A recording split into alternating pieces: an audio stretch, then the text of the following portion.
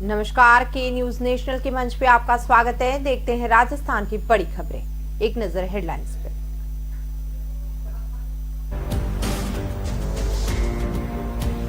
रीट परीक्षा में paper leak के आरोपों को लेकर आज एक बार फिर भारतीय जनता पार्टी की ओर से इस परीक्षा की जांच सीबीआई से करवाने को लेकर पैदल मार्च और धरना दिया गया।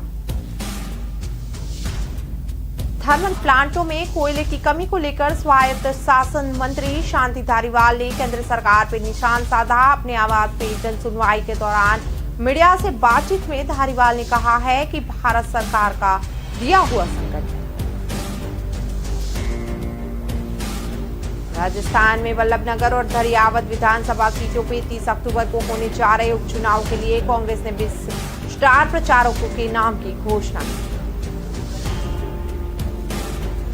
लखीमपुर खीरी की घटना के खिलाफ और केंद्रीय गृह राज्य मंत्री अजय मिश्रा के इस्तीफे की मांग को लेकर कांग्रेस ने जयपुर के सिविल लाइंस फाटक के बाहर मौन व्रत शुरू कर दिया। मुख्यमंत्री अशोक गहलोत के भाई अग्रसेन गहलोत को सोमवार 11 अक्टूबर को प्रवर्तमान निर्देशालय ने फिर पूछताछ के लिए तलब किया है। खबर विस्तार से देखें तो रीट परीक्षा में पेपर लीक के आरोपों को लेकर आज एक बार फिर भारतीय जनता पार्टी की ओर से इस परीक्षा की जांच सीबीआई से करवाने को लेकर पैदल मार्च और धरना दिया गया। इसी बीच मुख्य आरोपी बत्तीलाल मीणा के पकड़े जाने के बाद प्रदेश के शिक्षा मंत्री गोविंद सिंह डोटासरा ने कहा कि इस मामले में जो आरोपी मोस्ट वांटेड था उसे पकड़ लिया गया। अब इस मामले में पूरी इन्वेस्टिगेशन होनी होगी, जिसमें दूध का दूध और पानी का पानी हो जाएगा। डोटासरा ने कहा कि रीट मामले में सीबीआई की जांच की मांग कर भाजपा राजनीतिक नौटंकी कर रही है। शिक्षा मंत्री ने कहा है कि भाजपा राज में हुई रीट परीक्षा की जांच सीबीआई से क्यों नहीं कराई गई। उन्होंने कहा कि रीट परीक्षा 2021 में अगर नकल करवाने में नेता या अधिकारी किसी की भी भूमिका हुई तो कार्यवाही की जाए। थर्मल प्लांटों में कोयले की कमी को लेकर स्वायत्त शासन मंत्री शांति धारीवाल ने केंद्र सरकार पर निशान साधा। अपने आवास पे जन सुनवाई के दौरान मीडिया से बातचीत में धारीवाल ने कहा है कि ये भारत सरकार का दिया हुआ संकट है। राजस्थान का ही नहीं, पूरे देश में ये संकट है। दुनिया जानती है कि बारिश में खदानों में पानी भर जाता है, उन्होंने कोयला जमा कर नहीं रखा है। अब इधर उधर की बात करने से क्या फायदा है। जिम्मेदारी कोल इंडिया की है, उनको हर यूनिट को जितना कोयला देना है उतना कोयला देना चाहिए, पर नहीं कर रहा है। इसका मतलब क्या है? इस तरह से पीएम मोदी जी का कुप्रबंधन है। पहले कभी ऐसी बात नहीं हुई जो आज देखने को मिल रही है। राजस्थान के वल्लभनगर और धरियावद विधानसभा सीटों पे 30 अक्टूबर को होने जा रहे उपचुनाव के लिए कांग्रेस ने 20 स्टार प्रचारकों के नाम की घोषणा कर दी।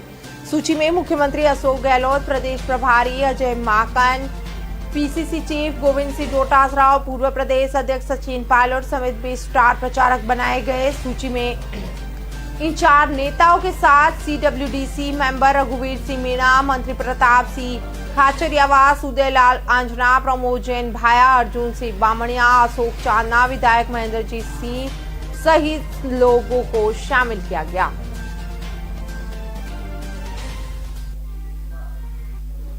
अब लखीमपुर खीरी मामले में राजस्थान में सियासत गरमाई है। लखीमपुर खीरी की घटना के खिलाफ और केंद्रीय गृह राज्य मंत्री अजय मिश्रा के इस्तीफे की मांग को लेकर कांग्रेस ने जयपुर के सिविल लाइंस फाटक के बाहर मौन व्रत शुरू कर दिया।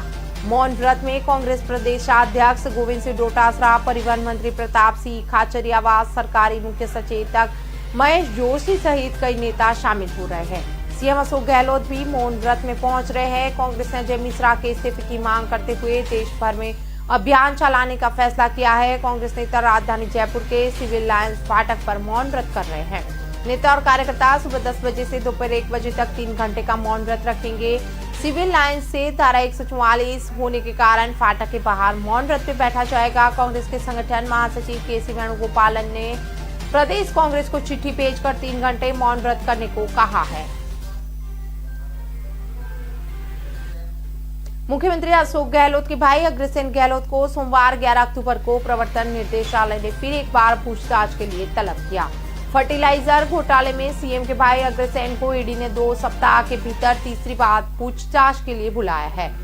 अग्रसेन गहलोत अपने वकीलों के साथ सोमवार को ईडी के दिल्ली ऑफिस में पेश होंगे। अग्रसेन गहलोत से इससे पहले 27 सितंबर और 30 सितंबर को पूछताछ हो चुकी है। 30 सितंबर को उन्हें 11 अक्टूबर को फिर पेश होने के लिए कहा गया। ईडी के इस मामले में आगे भी पूछताछ के लिए कई बार बुला सकती है। 27 सितंबर को अग्रसेन गहलोत के फर्टिलाइजर घोटाले में ईडी के दिल्ली ऑफिस में करीब 5 घंटे पूछताछ हुई थी।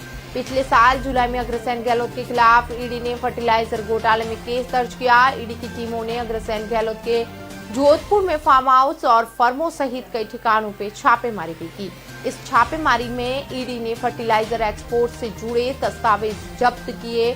सीएम के भाई अग्रसेन के ठिकानों पे ईडी की छापेमारी पिछले साल उस वक्त हुई जब सचिन पायलट खेमे की बगावत के वक्त कांग्रेस विधायक बाड़ेबंदी में थे। फिलहाल वक्त हो चला है ब्रेक का। ब्रेक के बाद फिर मिलेंगे।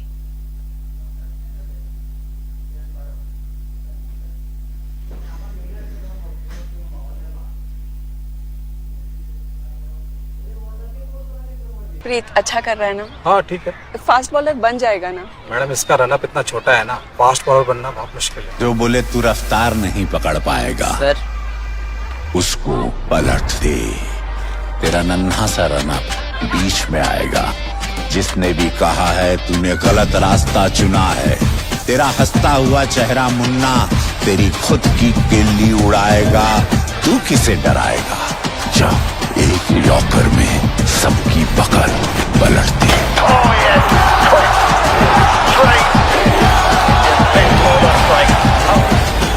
थम्स अप, तूफान वही जो सब पलट दे। ब्रेक के बाद एक बार फिर आप सबका स्वागत है कि न्यूज नेशनल के मंच पे राजस्थान की बड़ी खबरों में देखें तो रीट परीक्षा पेपर लीक का मामला उजागर होने के बाद भाजपा ने सरकार को घेरा है। आज कलेक्टर के सामने प्रदर्शन कर शिक्षा मंत्री गोविंद सिंह डोटासरा को बर्खास्त करते हुए परीक्षा को वापस करवाने की मांग रखी गई। इसी दौरान भाजपा जिला अध्यक्ष समेत कार्यकर्ताओं ने कलेक्ट्रेट में घुसने का प्रयास किया, जिस पर पुलिस के साथ धक्का मुक्की और कहासुनी भी हो गई। भाजपा के प्रदेशव्यापी आह्वान के तहत रीट में अनियमितता के विरोध में प्रदर्शन किया गया था। भाजपा जिला अध्यक्ष प्रभु पंड्या, सुरेश फलोजिया, जिला अध्यक्ष कल्पेश भारती के नेतृत्व में कार्यकर्ता कलेक्ट्रेट के सामने एकत्रित हुए और नारेबाजी की। इसी दौरान ज्ञापन देने के लिए इलेक्ट्रेट के अंदर जाने लगे तो पुलिस ने 5 सदस्य के प्रतिनिधि मंडल को ही अंदर जाने को कहा और गेट बंद कर दिया।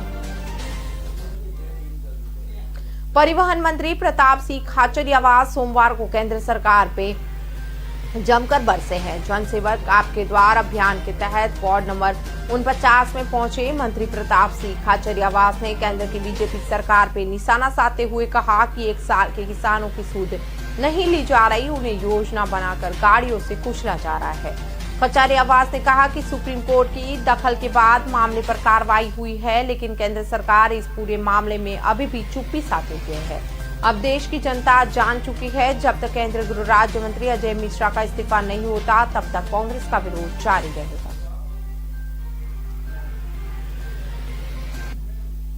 राजस्थान राज्य मंत्रालय कर्मचारी संघर्ष समिति के बैनर तले विभिन्न मांगों को लेकर कर्मचारी 12 अक्टूबर को सत्याग्रह करेंगे। सोमवार को होने वाला ये सत्याग्रह कार्यक्रम जयपुर जिले में अवकाश के कारण स्थगित कर दिया गया। राज्य मंत्रालय कर्मचारी संघर्ष समिति की ओर से कहा गया कि जयपुर कलेक्टर ने सोमवार को अवकाश घोषित किया है। इस कारण राजस्थान राज्य मंत्रालय कर्मचारी संघर्ष समिति ने भी अपना संग्रहालय आंदोलन स्थगित करने का निर्णय लिया। जयपुर के अलावा अन्य जिलों में जिला संयोजकों के नेतृत्व में सत्याग्रह कार्यक्रम जारी रहेगा। संघर्ष समिति के गजेंद्र सिंह राठौड़ ने बताया, सत्याग्रह के बाद जिला कलेक्टर को मुख्यमंत्री के नाम पे ज्ञापन दिया जाएगा। राठौड़ ने बताया कि राज्य के कुछ आला अफसर असली मुद्दों जैसे वेतन कटौती, सचिवालय पैटर्न, पदोन्नति के काटे गए पदों की बहाली, नए पदों का सूजन, पंचायती राज संस्थाओं की मंत्रालय कर्मचारियों की पदोन्नति के पदों का निर्धारण, गृह जिले से बाहर अन्यत्र पद स्थापित राज्य के समेत मंत्रालय कर्मचारियों के अन्य संगठनों से छोटे छोटे मुद्दे पर बात कर मंत्रालय साथियों का ध्यान भटकाकर आंदोलन को कमजोर करने का प्रयास किया जा रहा है।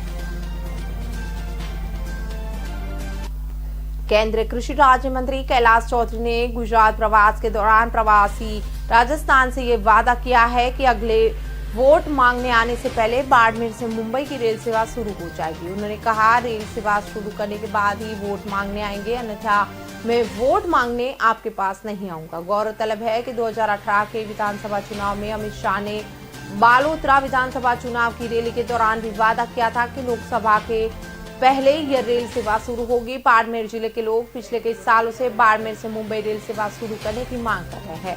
2018 विधानसभा चुनाव में तत्कालीन बीजेपी के राष्ट्रीय अध्यक्ष अमित शाह ने बालोतरा में चुनावी सभा में ये वादा किया था कि जब अगली बार लोकसभा चुनाव में वोट मांगने आएंगे उससे पहले ये रेल सेवा शुरू की जाएगी।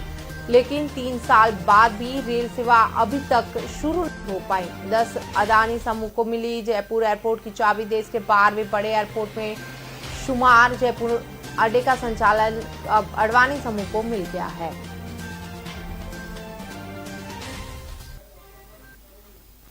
जयपुर एयरपोर्ट के निदेशक जयदीप बल्हारा ने एयरपोर्ट की प्रतीकात्मक चाबी अडानी समूह के मुख्य हवाई अड्डा अधिकारी विष्णु मोहन झा को सौंपी। वहीं संभावना ये भी जताई जा रही है कि जल्दी अब एयरपोर्ट पे आने जाने वाले यात्रियों को एयरपोर्ट यूजर चार्ज के नाम पर कुछ ज्यादा रकम देनी पड़ सकती है। हालांकि ये रकम कितनी होगी इस पर अभी कोई विचार नहीं किया गया। चाबी सौंपने के साथ ही एमओयू को सौंपकर औपचारिक रूप से एयरपोर्ट को हैंडओवर किया गया। इसमें खास बात यह है कि एयरपोर्ट प्रबंधन संचालन में भी बदलाव किया जाएगा। एयरपोर्ट निदेशक बल्हारा ने बताया कि एटीसी नेविगेशन की व्यवस्था एयरपोर्ट अथॉरिटी संभालती रहेगी। सुरक्षा मानदंडों की monitoring bureau of civil aviation security करेगी। सुरक्षा व्यवस्था की CISF संभालेगी। अदानी समूह का एयरपोर्ट अथॉरिटी का प्रति घरेलू यात्री 174 रुपए, प्रति अंतर्राष्ट्रीय यात्री 348 रुपए का भुगतान किया जाएगा।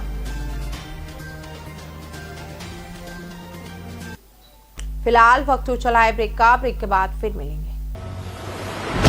इरादा बदल गया पार्टनर,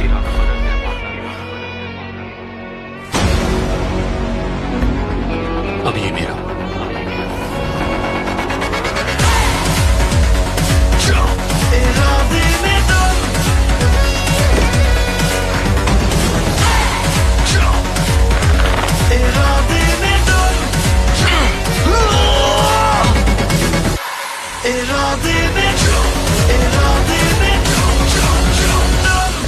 इरादे स्ट्रॉन्ग होने चाहिए।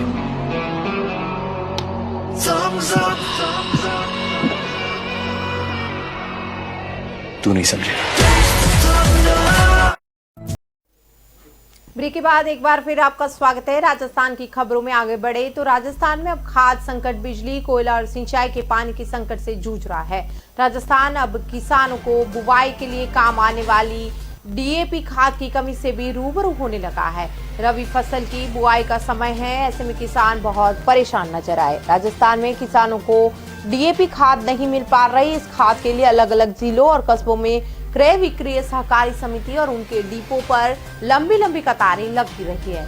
उधर प्रदेश सरकार ने भी स्वीकार किया है कि खाद का संकट है। कृषि मंत्री लालचंद कटारिया ने DAP की वजह SSP खाद खरीदने की सलाह दी। मिसमैनेजमेंट के आरोपों से घिरी सरकार के कृषि मंत्री कटारिया ने अब DAP की कभी का ठीकरा केंद्र सरकार पे फोड़ा। मंत्री ने आरोप लगाया कि केंद्र सरकार ने राजस्थान में इस साल अप्रैल से सितंबर के दौरान 4.50 लाख मैट्रिक टन मांग में से 3.7 लाख मैट्रिक टन DAP की ही आपूर्ति की। अक्टूबर महीने में 1.50 लाख मैट्रिक टन मांग में से 68,000 मैट्रिक टन DAP मंजूर की गई। इससे राज्य में DAP की कमी हो गई है।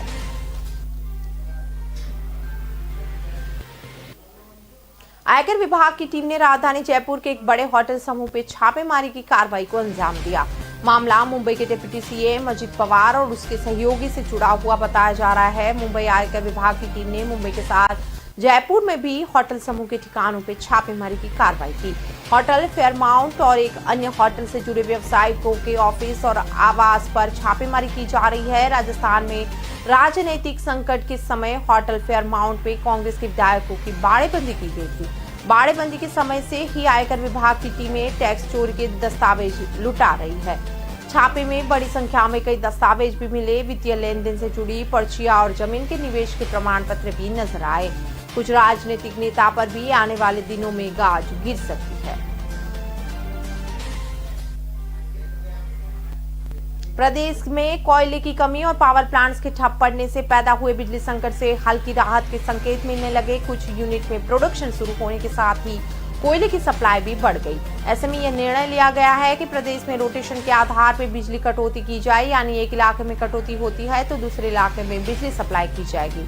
यहाँ कितनी कटौती होगी, यहाँ की सप्लाई और डिमांड का तय किया जाएगा। कोटा ताप बिजली घर की यूनिट 6 में से 195 मेगावाट बिजली का प्रोडक्शन शुरू हो गया है। 9 अक्टूबर से 41 इंच थर्मल बिजली घर की यूनिट 2 में 600 मेगावाट बिजली बेचना शुरू हो चुका है।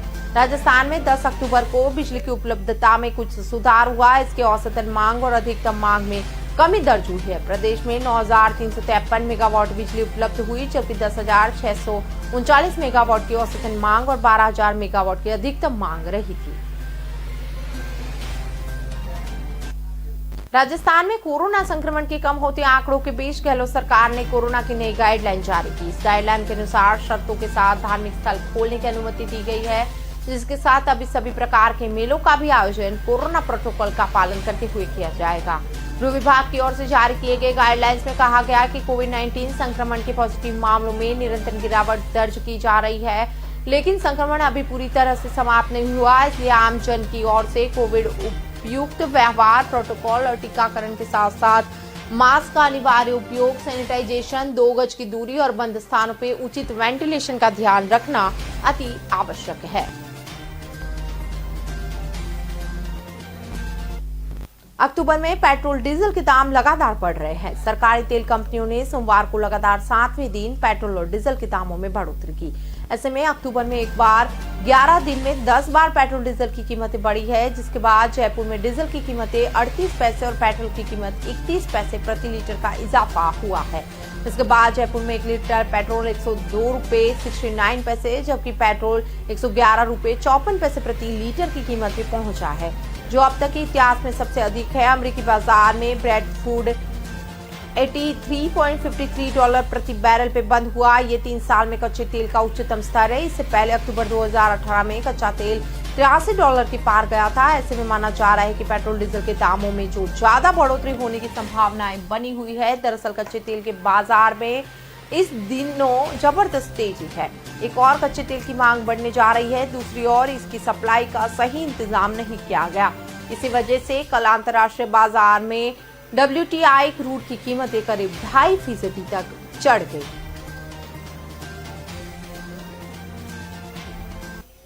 अब तक की खबरों में बस इतना ही। ज्यादा खबरों के लिए जुड़े रहे के न्यूज के साथ। नमस्कार।